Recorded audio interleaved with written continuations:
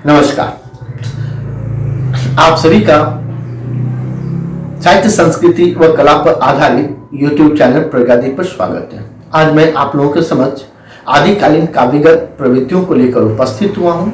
आदिकालीन काव्य की प्रवृत्तियों की आलोचना करने से पूर्व आपको हम ये बता दें कि आदिकालीन से संबंधित उनकी प्रवृत्तियां, उनकी परिस्थितियां, आदिकाल के नामकरण और सीमा निर्धारण पर भी वीडियो प्रस्तुत की जा चुकी है, जिसका लिंक डिस्क्रिप्शन बॉक्स में दिया जा चुका है। यदि ऐसा लगे कि इससे संबंधित प्रश्न आपके लिए आवश्यक हो तो निश्चित रूप से आप मेरे लिंक पर जाकर उस वीडियो को देख सकते हैं। अब चलते हैं आदिकालीन काव्यगत प्रवृत्तियों की आलोचना की।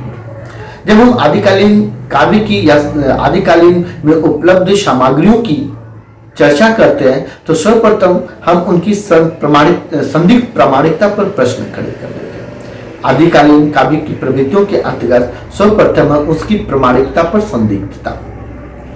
भाषा शैली और विषय की सामग्री की दृष्टि से इस काल की रचनाओं के संबंध में कहा जा सकता है कि इसमें निरंतर कई शताब्दियों तक परिवर्तन होता रहा। परिवर्तन का यह कार्य इतनी अधिक मात्रा में हुआ है कि इनका मूल रूप ही दब गया है। खुमान रासों में 16वीं शती की सामग्री का समावेश कर लिया गया है।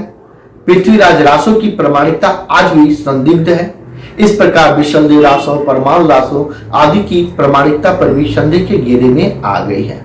अर्थात उस काल में जितनी सारी रचनाएं प्राप्त हुई थी उनकी प्रामाणिकता को लेकर आज भी प्रश्न खड़ा किया जाता है। इस प्रकार हम देखते हैं कि आदि काल में जो प्राप्त सामग्रियां हैं, उनकी जो काव्यगत काव्य है, उन काव्य की पहली शर्त जो होनी चाहिए प्रामाणिकता, इस केंद्र बिंदु पर वो कमजोर पाए जाते हैं। इस प्रकार इसकी प्रामाणिकता संदेह के घेरे में आ जाती है। हम जब इसकी दूसरी प्रवृत्तियों के अध्ययन करेंगे तो पाएंगे कि इनके कारणोपम सौंदर्य उसको नष्ट कर देता था, जिसमें स्वाभाविकता का पूर्णतः अभाव हो जाता था, अतिशयोक्ति की सीमा को पार कर जाता था। इसलिए इनके काव्यों में जो प्रशंसाएं की गई है आश्रयदाताओं की, वो अतिशयोक्ति पूर्ण है। हम इस रूप में भी देख सकते हैं कि जो राजा कमजोर हुआ करते थे, लेकिन उनके चारण कवि जो होते थे उनको वीर, महापराक्रमी, दानवीर ऐसे रूप में चित्रित किया गया। लेकिन इतिहास के पन्नों पर हम जब इनका वर्णन करते हैं, साहित्यिक क्षेत्र से हटकर वास्तविक मूल रूप इतिहास में जब हम जाते हैं तो पाते हैं कि जिस पराक्रम का वर्णन साहित्य के में किया गया वो इतिहास से बिल्कुल ही भिन्न है।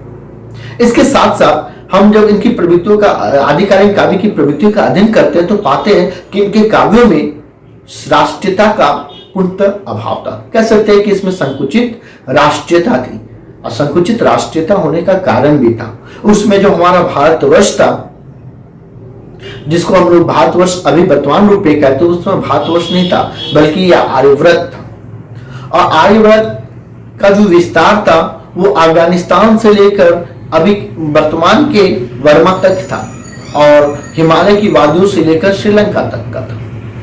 अतः ये विस्तृत भूभाग को हम लोग आर्यव्रत कहते थे।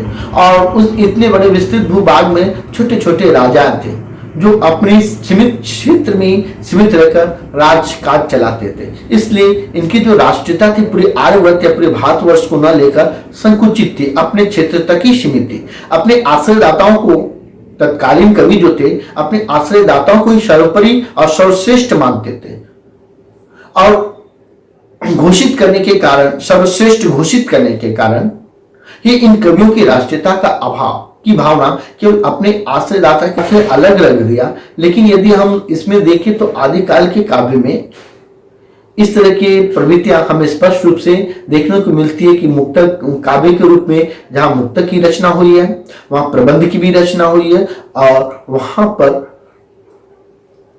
चंपू काव्य की भी रचना हुई है।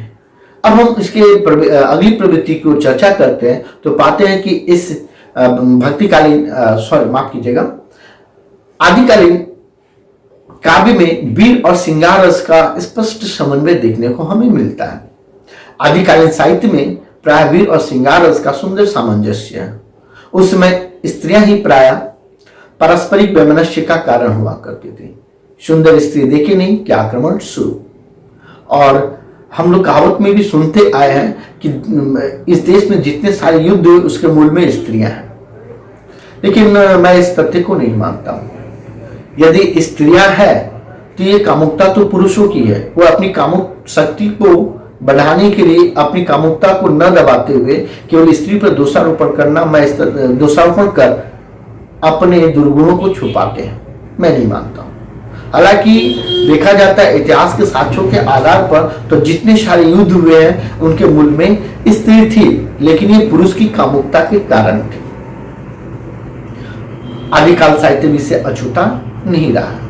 प्राय वैमनस्य का कारण इस काल में स्त्रियां हुआ करती थी, इसलिए वीरगाथाओं में उनके रूप का वर्णन करना कवियों का अवश्य था, उद्देश्य था।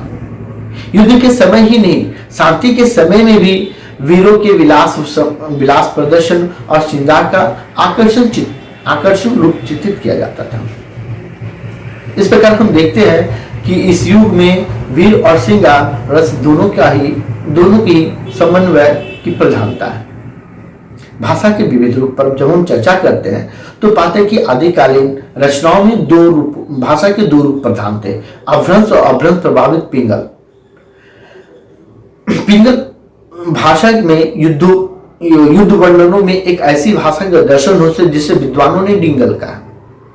भाषा के रूप में हम पाते हैं कि अभ्रंश का तो वर्णन होता ही था, साथ में डिंगल और पिंगल का भी वर्णन होता था। लेकिन जब युद्धों का वर्णन किया जाता था तो इसमें पिंगल की जगह डिंगल का अधिक प्रयोग किया जाता था। डिंगल भाषा जो है वो राजस्थान, अभ्रंश के साथ राजस्थान का सम्मिश्रण को पाते हैं, और पिंगल जो है वो राजस्थानी के साथ ब्रज के सम्मिश्रण को हम पाते हैं। इस भाषा के रूप की व्याख्या कर रहे हैं हम, और डॉक्टर रामकुमार वर्मा ने लिखा है कि यह वीर रस के लिए बहुत ही उपयुक्त थी। डिंगल भाषा वीर रस वर्णन के लिए बहुत ही उपयुक्त थी, इसलिए इसका प्रयोग इस काल के कवियों ने बड़ी सफलता के साथ किया है। अब हम आदिकाल के काव्य के छंदों पर जब हम बात करेंगे तो पाते हैं कि इस युग के कवियों ने छंदों का बहुमुखी प्रयोग किया है।